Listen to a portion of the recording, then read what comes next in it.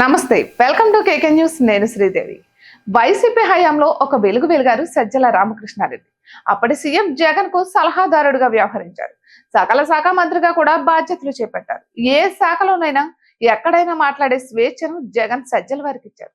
అందుకే ఆయన పార్టీకి కీలకమైన సోషల్ మీడియా విభాగాన్ని తన కుమారుడు భార్గవ్ రెడ్డికి రాసిచ్చారు. పాలనలోను పార్టీలోను గత 5 ఏళ్లుగా సజ్జల హవా నడిచింది. పార్టీ అధినేత జగన్ తరువాతే తాను అన్నట్లుగా సజ్జల వారు వ్యవహరించారు.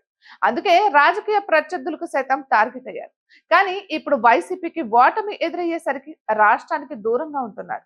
ఏపీలో ఉండేందుకే ఇష్టపడటం లేదు. ఇప్పటికే జగన్ బెంగళూరు నుంచి తాడేపల్లికి షటిల్ సర్వీస్ నడుపుతున్నారు. వచ్చే నెల లండన్ వెళ్లేందుకు సిద్ధపడ్డారు. కోర్టు అనుమతి కోసం ఎదురు చూస్తున్నారు. అయితే అధినేత ఉండకపోతే తామెందుకు ఉండాలిలే అన్నట్లుంది పరిస్థితి. అందుకే విజయసాయిరెడ్డి సైతం ఓ 2 నెలల పాటు యూరోప్ ట్రిప్ కు వెళ్లాలని భావిస్తున్నారు. ఆయన సైతం న్యాయస్థానానికి దరఖాస్తు చేసుకున్నారు. అయితే వీరిద్దరి ప్రయాణాలను అడ్డుకోవాలని చూస్తుంది సిబిఐ.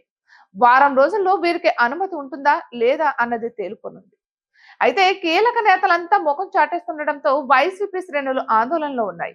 రాష్ట్రంలో శాంతి భద్రతలు క్షీణించాయని జగన్ ఆరోపించారు. వైసీపీ శ్రేణులకు అండగా నిలబడతామని హామీ ఇచ్చారు. అయితే అది స్టేట్మెంట్ వరకే పరిమితమైంది.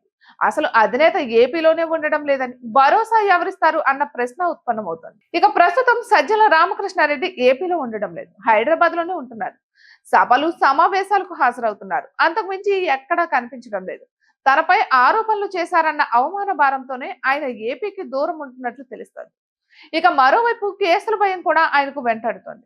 అందుకే అటు పార్టీ శ్రేణులు నమ్మకపోవడం, ఇటు కేసుల భయంతోనూ ఆయన ఏపీకి దూరం అయ్యారని ప్రచారం కొనసాగుతోంది. ఇటువంటి మరెన్నో వీడియోస్ కోసం కేకే న్యూస్ తెలుగు ఛానల్ ని సబ్స్క్రైబ్ చేసుకోండి.